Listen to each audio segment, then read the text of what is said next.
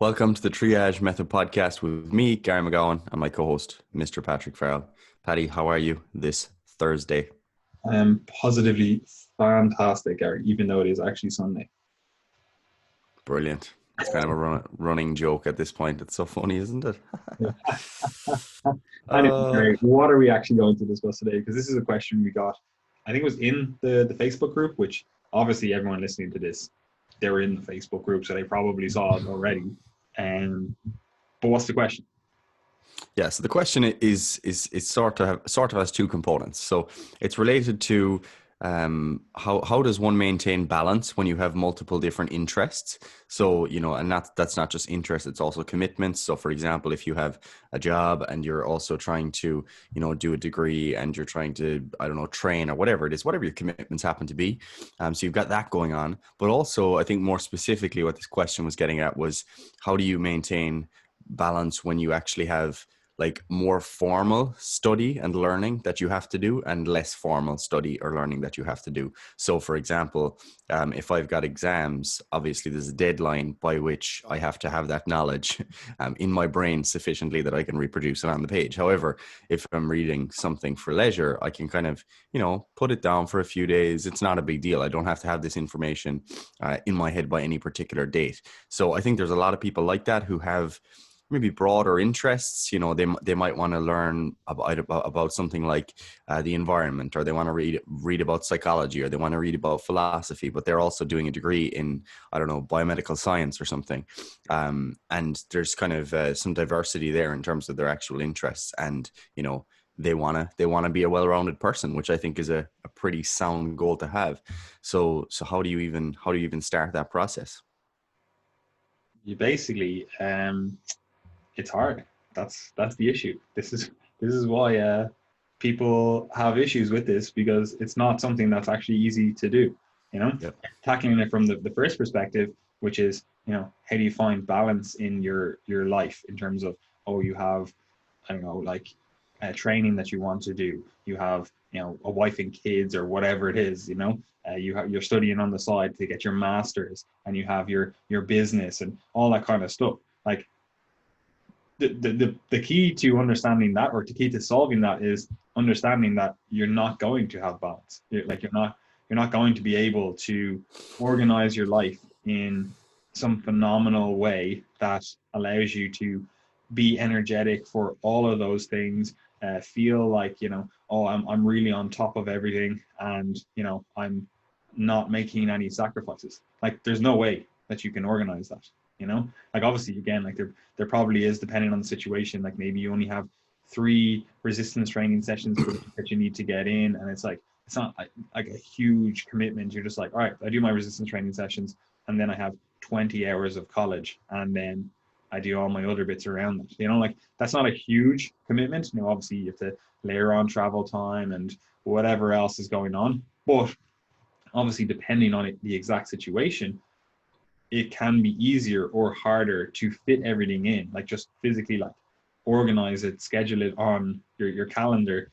And it can be hard or it can be easy, right? So obviously we're talking about this generally from the perspective that someone has a lot going on in terms of their calendar is pretty full, right? And that kind of brings the first way to actually solve this, which is you just need to kind of prioritize and execute and schedule things in, right? Like, you need to be on top of your actual scheduling, because I don't know how people do it personally, but people do it all the time, where they have no idea of what time they're going to go to bed, what time they're going to cook their meals, like when are they going to eat their meals, how long they don't even know how long it takes them to get to the gym, or they don't know how long it takes them to train in the gym. They're basically just winging it, which that's fine if you have extra hours in the day, you know but if you're saying that you're really tight on time and you're not scheduling your life, basically, then you're always going to find it harder than it needs to be.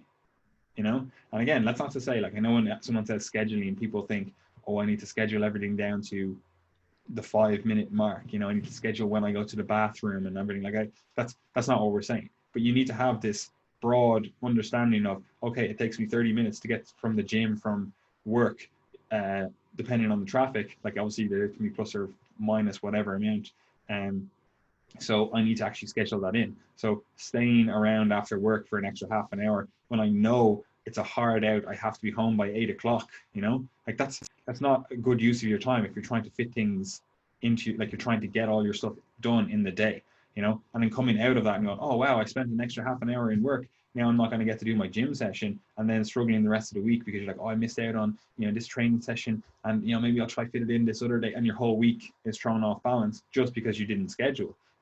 Like that's not a great place to be in. And unfortunately, that's what most people try to do. They try to just wing their life. And also, people seem to have this idea because, again, people on social media will be posting all the stuff that they're doing, and you only see the highlight reel. You only see, like, oh yeah, like, we'll use you as an example, Gary. It's like, oh yeah, did my resistance training. Oh, did my college work. Oh, I'm also running my business. Oh, and here I did my jujitsu as well. Oh, and here's me on a night out with my girlfriend, or here's me, going for a walk in nature with my girlfriend, whatever it is. And it looks like you're able to fit in ungodly amounts of stuff.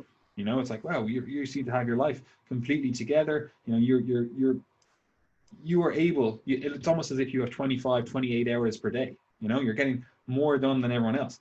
But no one's seeing that you scrambling, you jogging, going for a run to get to your next class because you're like they're quite tight together, or you cycling in the morning to the gym at 5 a.m. or whatever the fuck it is. Like, they don't see that stuff.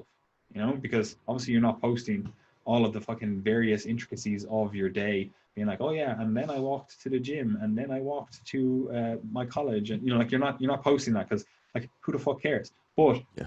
ultimately, that leaves people in a situation where they think you're just somehow magically getting everything done that they wouldn't be able to do, and the reality of it is that you don't have all this extra leisure time. You don't have all this extra time that people want, like, you're not sitting down and going, oh yeah, I think I'll just watch a Netflix show, or whatever, like, you're not doing that, and I'm not saying you never do that, but I'm just saying it's not like, oh yeah, on most days per week, I spend an hour just watching TV, relaxing or whatever, like, you're not doing that, like, maybe you might read a book or something, but again, that kind of goes into our second question, the second part of the question, which we'll touch on in a second.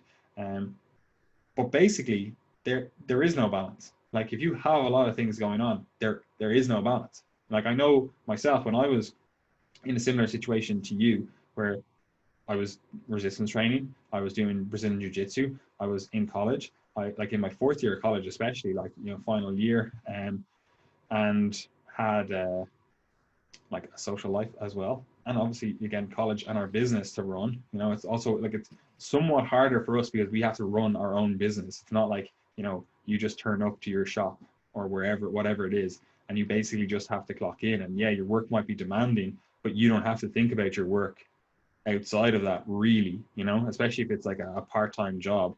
It's not like you're thinking like, oh, how can I increase the revenue of my part-time job? Like, you're not thinking about that stuff outside of work. Like, maybe, yeah, you're thinking about, oh, on Thursday we have a delivery or something, I need to be in an extra 5 minutes early for that, or whatever. But there was no balance in my life. I know there's no balance in your life. Like, you're basically juggling balls, and it's like, yeah, half of these are going to fall, and you have to be okay with that, and you have to prioritize which of these balls that you're juggling is more important. Like, some of them can fall, and you're like, yeah, that's not an issue. Like, I wish I didn't fall, but it's not an issue right now. I can pick that up in the future. Or even if I can't pick it up in the future, it was something that I was supposed to do. Like, I've prioritized the stuff that I need to do, and I've not prioritized the things that they're just less important. I'm getting the main things done. And unfortunately, that means that you're not going to have balance in your life. Like, you just simply aren't. Like, I'd be lying to you to tell you that, oh, you'll just have balance. You'll find a way to be able to meet up with your friends and enjoy your time with them, and engage in all the meaningful hobbies that you like, and you'll be able to read all the books that you want to do, and whatever it is that enthuses you. But realistically, if you have a lot of things going on, like, you're just not going to be in that situation. And I can talk to you now from the perspective of basically having, I don't know, half the workload that I did have, and you just have so much extra time. Like, because I'm not in college now, like I'm finished. You know, I'm just running our business, and well, I would love to say I'm doing Brazilian Jiu-Jitsu, but Dublin is run by tyrants apparently, and they just keep closing things down. But anyway, um, so I also have extra time because of that. But you know, I'm doing my resistance training. Normally, I'm doing Brazilian Jiu-Jitsu, and it's so much easier to fit things in because I'm not rushing around going like, oh, I have to do that college assignment, or oh, I have to be here at this lecture at this time and sit in a room with someone babbling on, and like I could watch this in double speed if they had just recorded this lecture. There's absolutely no reason for me to be in this lecture theater. You know, like right now I have so much extra time. You know, and it's like stress levels half, if not a third, of what they were, you know, and it's so much easier to get extra stuff done that you want to do, you know. Like I'm like, oh, I can actually go up and go for hikes up the mountain more. It's a sunny day out. I can be like, right, actually, you know what? Like I can put my work off for 2 hours. I'm nearly done it or whatever. I can go for a walk up the mountains and, you know, tick off my steps for the day or whatever it is, you know. But if you have a lot of things going on, you're simply not going to be able to do that, you know? So you can compare your life to me, for example, not that I post on social media or anything, but you could compare your life to me and be like, wow, like how is he able to get all of these things done? But the reality is, for the largest percentage of my life, I wasn't able to get all these extra things done because it was a constant battle of, oh, I have to fit this in, or I have to do this as well. Oh, I'd love to be able to, you know, read this book or, you know, listen to this audiobook or whatever it is. And I just wasn't able to because I had other things to prioritize, you know, and that's just the way it is. Yeah, and I think that that note that we always bring up, that note of just trade-offs here, is just so incredibly important, because very often you only see what's being traded in, not what has been traded off, especially if what someone is posting on their social media, for example. Like, you know, if I have something to post, you know, a picture that I like or whatever, it's probably going to be something from one of my holidays, you know, a throwback to when I went on holidays or whatever. When we were Um, allowed. when we were allowed, throwback to being on holidays or something. And then that kind of skews your perception if you're like coming across my social media, because then you're like, all right, look at this picture of like him on his holidays, but he studies medicine and he has a business, he does all this training or whatever. I want to live like that. Whereas what you don't realize is the massive periods of time between those photo apps, you know. That's why I don't post many photos of like my everyday life or like a weekly cool thing I'm doing, because cool things I'm doing don't tend to happen weekly. And it's difficult to kind of get that when you're just observing people on social media. You don't also see all the things that they might miss out on that you might actually consider to be valuable. Like, for example, a lot of people in my class would, you know, they'd go out quite regularly. Like it's a fairly normal thing. You, like, people have this idea that, oh, you know, medical students, they're studying like 80 hours a week, but like that's not the reality. Like, some people might make it look like that, but I think that's more so bad time management. Like people who start studying at 11 p.m. and stay up till 4 a.m., but you didn't need to do that, you know, that kind of thing. It's like that. That's So the same as like when people think like, oh, you did a PhD, you must be, you know, so unbelievable. But the majority of the PhD students, like if you, like I used to work in a college and like a college gym, and the majority of the PhD students, they sit around having coffee, chatting for the day, like especially in like the sciences and like we'll say the arts and stuff, um, because they're just like, right, well, I have to throw on an experiment and I have to just come back to it in 6 hours time. So I'll just fuck around for 6 hours, you know? And like, yeah, they have classes to teach or whatever, depending on their exact situation. But it seems like this, you know, unbelievable thing that they're doing. You're like, oh, you did a PhD. But in reality, it's like the vast majority of it, like it's not actually that time intensive as you think it will be.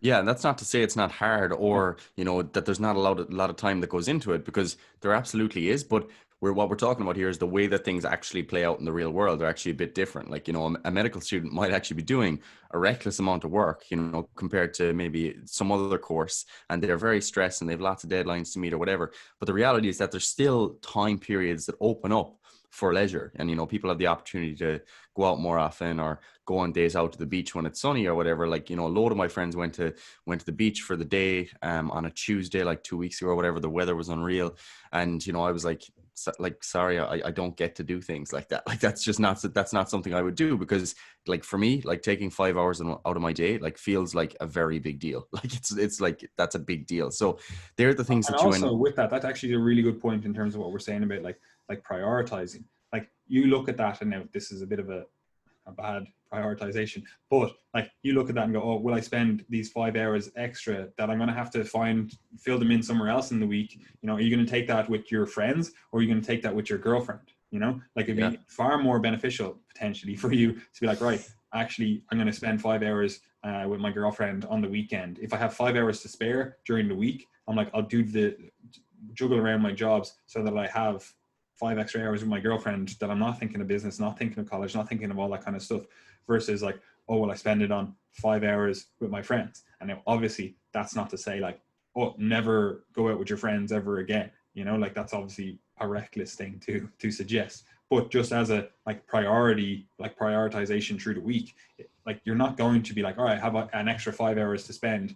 I'm going to spend all of those 5 hours on just my friends, you know? Whereas I'm like, I could actually have a deeper, more meaningful relationship with my girlfriend, partner, whatever the fuck it is, you know? Yeah, and they are the difficult decisions, because obviously, like, the whole idea of this question is like, how do you achieve balance? And what we're saying is like, you kind of can't, because like it would be lovely to be able to fit in all of those things, because they are life enhancing. Like, going and doing activities with your friends is something that should be looked on as being virtuous, and that's kind of the point I'm trying to get across here, is that just because you do loads of things that are regarded as, oh, that's impressive because it's studying or it's working or whatever, that doesn't necessarily make you a better person. It doesn't necessarily mean you're making the right choices, because I always try to think of this like through the lens of someone else as well, because I think, like, personally, in terms of my personality, I think I don't have the same susceptibility to negative emotion that someone else might have. You know, I know that when other people get stressed to the level that I would, that it bothers them a lot more. And I always try to remind myself of that, because if I'm to try and tell someone that they should try to live in the way I do, or to, you know, deal with stress the way I do, then that could potentially be harmful for that person. And I think that if you're not spending time with friends, you're not allocating time to leisure, and you are just overworking yourself all the time, like, I don't think that's a healthy way to live, you know. And our podcast is fundamentally about health, and that's why I try to remind people from the get-go that, like, for me, I accept the trade-off, that there might be some trade-off to my health, and that is okay. That is what I have chosen. But anyway, in terms of the actual, like, that aside, we recognize there are going to be trade-offs. But in terms of the actual, like, setting things up, like you said, scheduling is incredibly important. And I think compartmentalizing things can be quite helpful. Like, so having rules in place that govern the way that you generally set up your days of your week can help you to get into a routine to manage things a bit better. And it totally depends on your own situation. But for me, like, the way I view training, like, training is something that I bookend the day with. So it's either at the beginning of the day or at the end of the day, or both in some cases, but the vast majority of the time at the beginning or at the end. Because if I'm able to knock my training out at 7 a.m., then that means I can still, you know, be sitting down at the desk ready to do some work or some study by 9 a.m. And I can still have a productive day. Whereas if you're like, oh yeah, you know, I'm going to get up in the morning, take the morning slow, and then I'm going to go to the gym at like 11, and 11 becomes 12 because you haven't really set it strictly. And then suddenly it's like 3 or 4 p.m. and you haven't really done anything. Like, that's something that used to happen to me a lot in when I was studying physio in UL, because I just had more freedom. Like, I didn't have the same time pressures that I do now. So as a result, I could be a bit freer in terms of when I went to the gym and things like that. Whereas now it's far more regimented. It's like, all right, you go in the morning or you go in the evening. And that's the way that you set things up. Like, similarly, if you're trying to balance things like, for example, if reading for leisure or reading for pleasure, like, you like, let's say you like philosophy or you like history and you like to read those things, and that's part of the second question here. If you like those things, then it's important that you actually try to schedule them. And that's the thing that I think a lot of people miss when they think about scheduling, is that they only schedule the things that they have to force themselves to do. And that's a great way to become unhappy, especially if you don't have a significant, like, sense of meaning or purpose in what you're doing. Like, for me, if I'm doing triage work or I'm doing study for medicine, I see so much purpose and meaning in both of those things that I'm like, I don't have to, like, force myself to do them, but there's still things that, you know, there's work that goes into it. It's not the same as just relaxing and reading. But for some people, like, you might hate your job, and that might be the reality. You might say, hey, look, I don't have the freedom to actually go to another job because I have to pay the bills for now, and that's it. You might hate your job, and as a result, if all your scheduling is things related to something that you hate, then again, that's a way to make yourself unhappy. So it's important that you supplement that by saying, I'm going to schedule in 1 hour of reading about, I don't know, Roman history, because that's what I'm interested in and that's what makes me happy. And boom, you schedule that in. You can do the same with your Netflix. Like, it could be that you want to watch a series. Again, it's not something to be looked down on. You say, yeah, I'm going to schedule that in. I'm going to make sure that I have a free hour to do that because that is something that I enjoy.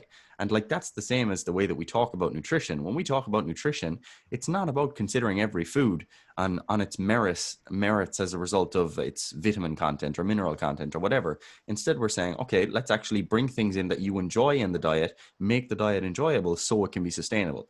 And you have to think of your life in the exact same way, that if you're just bringing in scheduling, don't just schedule all things that you don't enjoy and all things that make your life burdensome. Like, that's clearly not the best way to live. It's fine for short periods of time, but overall, try to schedule in the non-essential stuff, you could say. So that kind of gets to the second part of the question. And Just one that's, second before you go on to that. go ahead. Yeah. This is also something that actually leads to the most unmeaningful life, right? Because if you don't schedule in the things that you enjoy, first of all, you just stop doing them, right? Because you're like, well, I've never actually spent time on them. And like, yeah, if the passion hits me or the motivation hits me and like that overrides what I want to do in these other times, I'll do it, right? But what actually happens is, like, in reality, people end up scrolling through Instagram for 4 hours per day, when they're like, oh, like, I'm a bit too tired from, doing this study or this work or whatever. And they don't actually like organize any like rejuvenating work, like that they actually enjoy. Like, I don't know, maybe they like sketching, maybe they like, I don't know, fucking carving wood. I don't fucking know, whatever hobby someone enjoys, and they never actually schedule that in. And all of a sudden they're like, what? Like, I scroll through these memes on fucking Instagram, or I'm on TikTok or whatever it is. And it's like, you waste 6 hours per day that you could actually be doing things that you enjoy, right?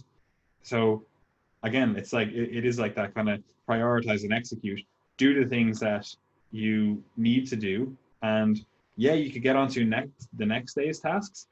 But in reality, like, if you are in a situation where you have a bit more freedom in terms of what you can do day to day, like, obviously, like, you can't do this if you're in a 9 to 5. But if you're like, yeah, I'm a college student or whatever, and I have a bit more freedom in terms of how I allocate my time that day. Like, if you've achieved all your tasks, you can get on to actually enjoying the stuff that you want to do, because what I think a lot of people do and they end up doing is they'll schedule out, oh, this task is going to take me 6 hours to do, right? But they'll get it done a little bit earlier than that. Or what generally happens is they'll do an hour of it and they'll be like, oh, I'm kind of bored of this. So they're on Instagram or they're on TikTok or they're on Facebook or whatever the fuck it is. And they end up taking the full 6 hours to do that task that realistically should have only taken them 2 hours, and they could have spent that extra 4 hours doing tasks they actually enjoy. Now, obviously, again, that's not the case for everyone.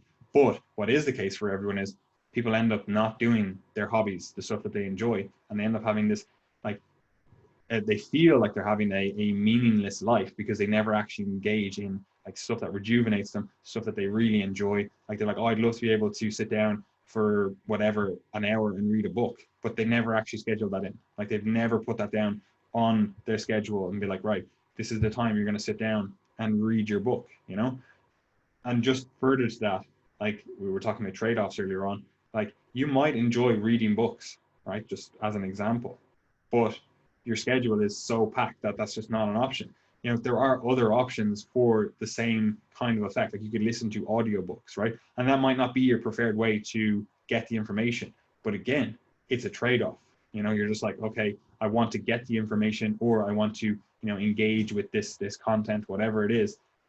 Again, if you're in the gym training for an hour, you could be listening to an audiobook, walking to the gym, or, walking, commuting, whatever it is. It's like, you can be listening to audiobooks, podcasts, whatever it is that you enjoy, So again, it might not be your preferred way to engage with that content, but if we're in a situation where time is minimal, then you have to, do these trade-offs.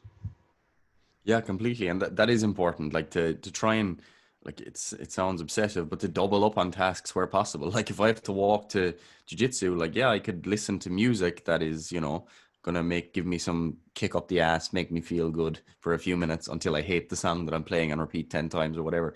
But if you were to just listen to an audiobook, then boom, that's some of your reading done. And that's what I do the vast majority of the time is I listen to audiobooks or podcasts so that I can do that kind of leisure learning, the non-essential learning that we're talking about, in my free time. If I'm walking to the shop, walking to jiu-jitsu, or in the gym, like you say, a lot of the time I'll just listen to an audiobook, and that's a way that I can get in that kind of craving for doing a little bit of extra reading, because I won't always have the chance to sit down with a book and put the feet up for an hour. Like it's just not a luxury that's always there.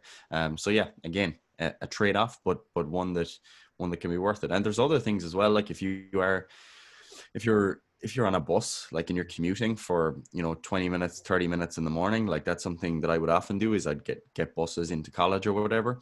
If you're doing that, like bring a book with you, or bring, I don't know, get some of your study done on the bus or whatever it happens to be. Because a lot of the time what you end up doing is just you're on the bus, so you're like, I'm not going to do anything productive here, I'll just pull out the phone and scroll Instagram. And I understand that desire, but again, it's a half an hour gone that means that you have to catch up on it later, which might mean spending less time with your significant other, your friends, whatever it happens to be. So yeah, be productive when you're trying to be productive, and then chill out when you're trying to chill out. And yeah, I'm definitely not the best person to advise you on that, because I feel like I never chill out, but that's life. I chill And out then all the time now. It's great.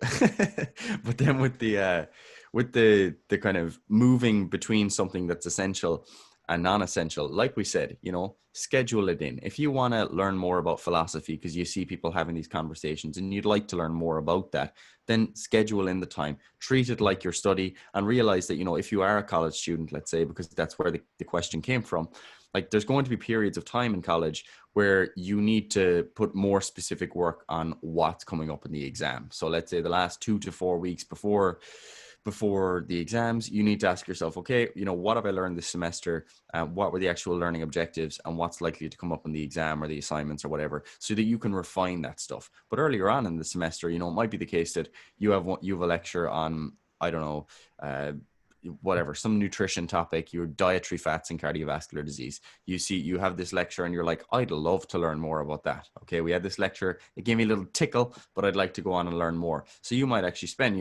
4 hours that week reading, kind of self-guided, just doing that self-directed learning that's specific to your course but mightn't come up in the exam. Whereas later on in the semester, you'll have less freedom to do that. And I think that's something that's really important for students as well, just in general, is that your degree is only giving you the foundation, the foundational knowledge, or the foundational tools to be able to go on and actually learn more. Like I know that from studying physio, like so much of what I learned as it relates to physio was either self-directed, or it was maybe I was pushed in that direction by lecturers that we had. So for example, we might have had an interesting lecturer and they presented this idea, and then when you look up their research, it's like, oh yeah, you've actually got some interesting publications, or I found this other person through you, I follow them on Twitter, blah blah blah. And then you go down that path of actually moving your learning forward beyond just what's being taught in the classroom. So there's that element to being a student. Don't just focus on only what's being presented in the classroom, but then there's obviously your own self-guided stuff that's totally separate to your degree. And again, schedule it in, make it enjoyable. If you want to actually get something out of that, take notes like you would from anything else. Have somewhere that your little notebook on philosophy or whatever, and when you encounter a new idea, jot it down, boom, that's it, squared away, just like you would if you were studying your nutrition science or whatever it happens to be. So yeah, I'm not sure if too much else to add other than just schedule it in, make it a priority. And yeah, just be curious, I think, is a pretty big one when it comes to learning. Yeah, and as we said, there, like you have to manage your trade-offs. Like that's just a given.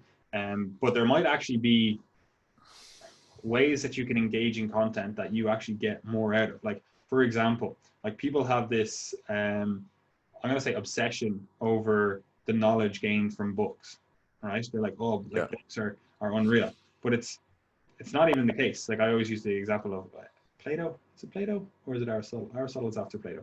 Plato. Yeah, He's it's like, yeah, Plato. like he didn't want stuff to be written down. Thought it diluted the argument, you know. So back in the day, you know, when we're listening to or reading or whatever about these philosophers, like loads of them are like against writing stuff down, right? So your obsession with, oh, I have to read this content to get the gist of the argument or to get the information, like that's somewhat archaic, right? And I mean that in terms of like we're just doing that because the printing press was revolutionary and it allowed the free flow of information and the dissemination of information far far more readily than like the spoken word could, right? But now we live in the internet age, you know, so you could listen, like you're listening to a podcast or potentially watching a video right now, you know, and to say that that's in any way lesser than the written word, like that's like factually incorrect. Now, obviously, again, like, I'm not saying our podcast is the same as fucking,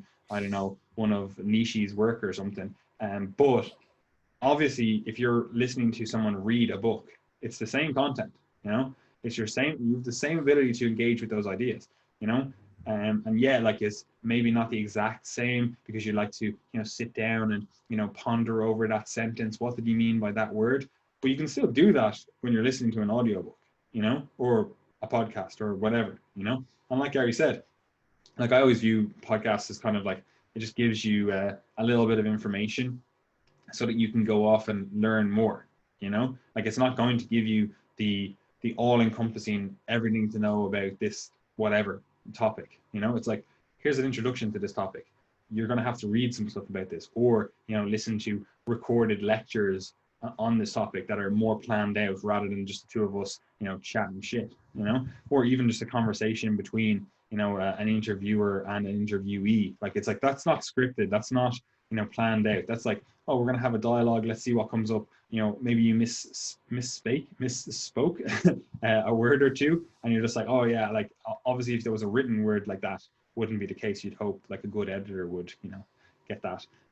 But like it's still just a conversation, so you know little mishaps can happen. But the information is still good, it still gives you a further insight into whatever that topic is, you know. So I don't know. I think we have an obsession over like reading as the way to get information, where in reality it's like it was just the best form at a previous time in history. You know, right now it's probably not the best form. You know, and your obsession, like obviously again for certain things, like if you're reading a clinical textbook or something, you need diagrams and whatever. It's like obviously that's the best form right there. But even then, it's like that's actually not the best form. Like a better form would be to have this like fucking holographic, you know, thing Yeah. that, you know, it pops up and it's like you're learning about, I don't know, the digestive system and it takes you through a fucking entire all the digestive system, you know. So again, books are going to become obsolete eventually, you know, but right now they're not, you know. So I always think that people do get this obsession over books when we talk about learning, you know, when in reality it's like they don't really need to read books to be learned, you know.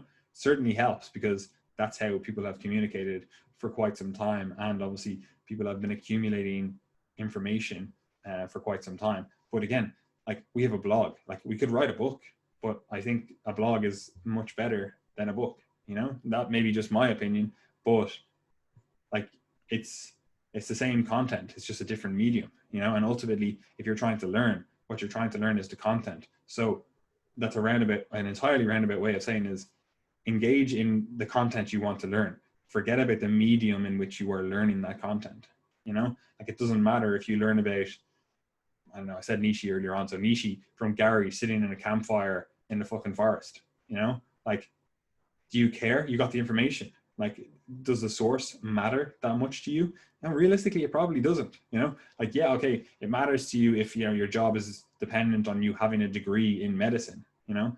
But if someone comes over to you at the side of the road and you're fucking just got hit by a car and they're like, yeah, I've actually learned all this stuff about medical stuff and I'm able to help you, you're hardly likely to be like, no, you know what, actually fuck off, I'll wait for the doctor as you're bleeding out, you know. Like you're probably going to accept the help. Now, that's not to say that it's the same quality of information, whatever. But, you know, at the end of the day, it's the information that matters.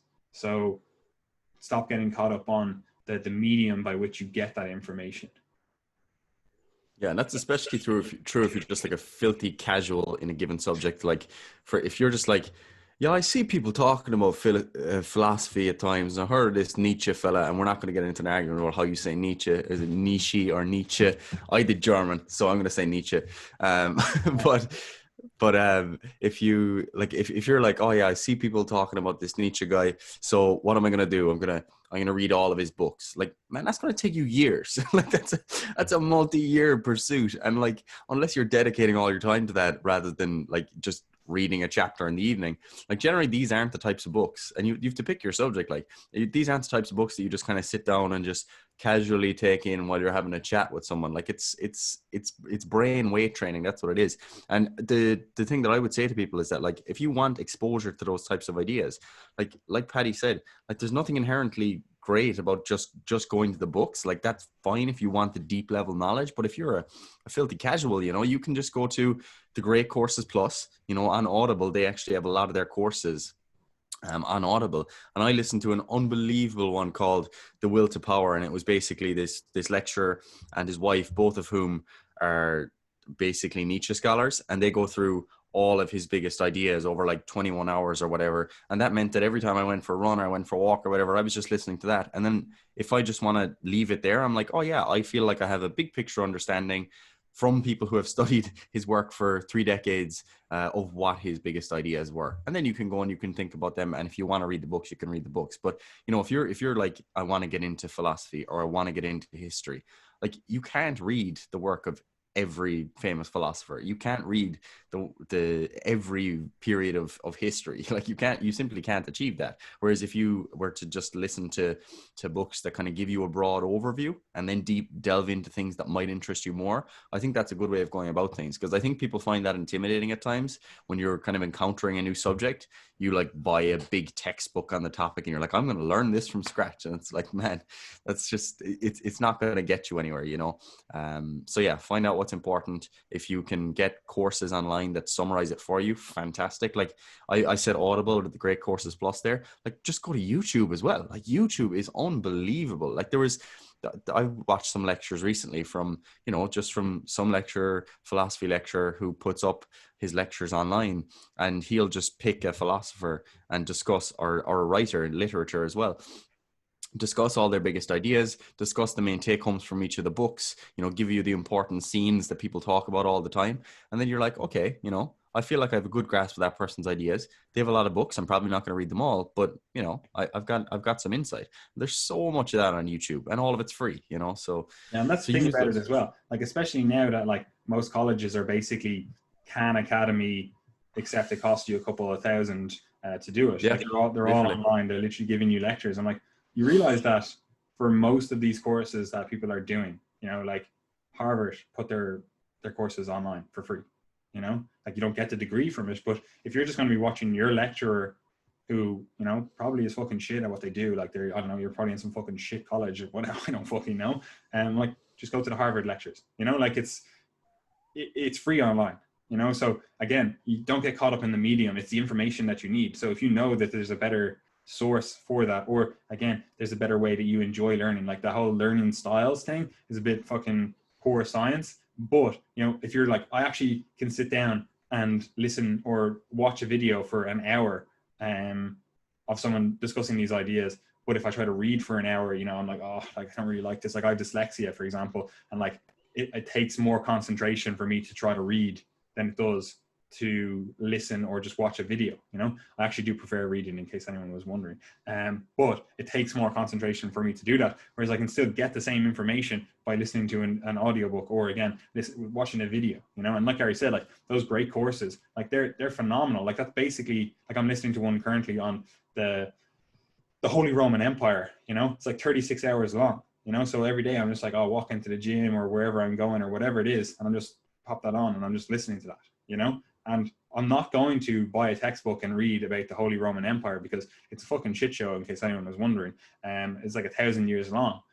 So there's so much to learn, but like, give me this overview, and I'm like, oh, I didn't know much about this. That's why I wanted to read about it or listen about it. And now I'm like, oh, I actually have a good understanding of this period in history and what was going on in different, places, So if you are, like Gary said, trying to just be a filthy casual and not be an expert in a topic, then again, you don't need to do the expert level research, like you don't need to be going to primary resources. Like, yes, they can definitely be beneficial where you're like, all right, cool, I want to dive a little bit deeper in this. But like we've said before about like being a coach or a personal trainer or whatever, like you don't need to read research, like you can find individuals that you trust are putting out good information and, read or listen or, engage with content that they put out.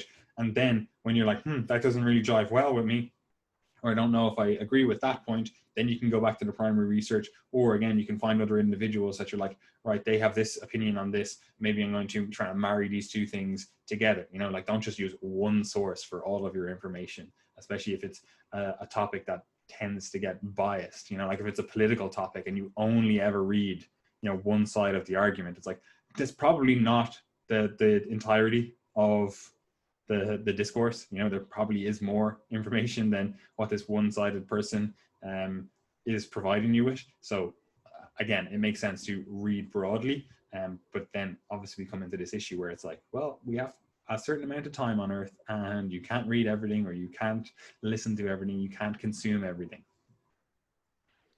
Yes, sir.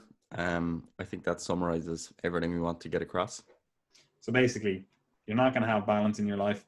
You're not going to be able to learn everything you want to learn, but you can still keep trying, and hopefully eventually you'll be able to find some sort of balance to getting all the stuff that you want to get in.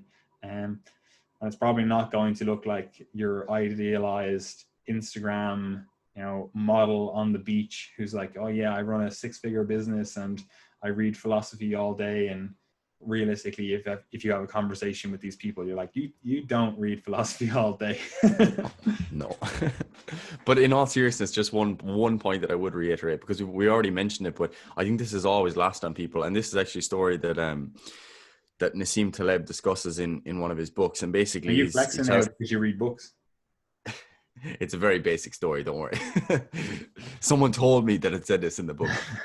It's a good example of how we kind of, misvalue things, you could say. But it's a story about a Greek fisherman, and the Greek fisherman basically goes out he lives on an island in Greece, right? Let's say Milos. Okay, he goes out every day, catches fish, comes back and sells the fish at the market, brings home enough to feed his family in the evening. And he's also got enough money to keep the family running or whatever. And I'm adding details here, but basically then he goes home in the evening and he's home at 5 p.m. It's still lovely and sunny in Greece. He chills out listening to some beautiful classical music, and he's sipping on wine, and he's just, I don't know, reading some book that he happens to enjoy, and he's just chilling out. And next thing, he meets this guy from New York the next day, the New York businessman in his suit, or maybe he's just in like dad shorts and t-shirt for his holidays. But he's like, hey man, I see what you're doing. You're doing a great job with your business. But I think you could do better. I think if we were to, start to build a real market here, you were to, upskill a bit, and we get you some trawlers, and we start to, you could build this multi-million dollar business or whatever. We could get you on the path. And then your man's like, okay, but why would I do that? Like, what would I get out of it? And he's like, well, that's what I did. And eventually I got to the point where I could buy an apartment on a Greek island, and I could chill out in the evening and just, listen to classical music and drink red wine or whatever. And he's like, but I already do that. Why do I need to follow your path?